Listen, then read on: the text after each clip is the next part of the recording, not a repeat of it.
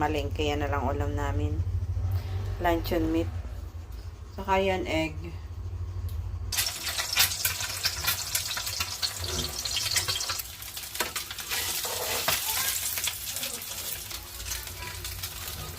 Okay na lang. Gano'n na lang iluto ko guys. O, tapos nagpapakulo na lang ako ng tubig guys. Para makapag almusal na.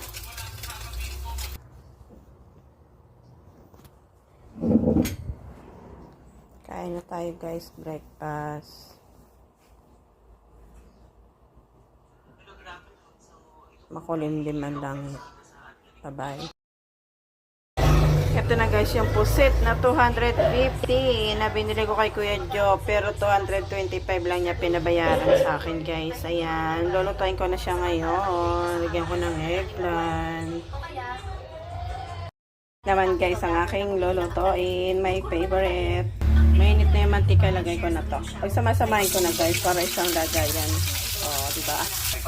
Medyo brown na guys yung bawang, saka luto na rin ang sibuyas at kamatis. Lagay ko na to guys. Yan. Oh, ganda guys. Oh. Right. Lagay ko na tong eggplant guys. Habang sariwa pa yung pusit. Lagyan natin guys ng gata.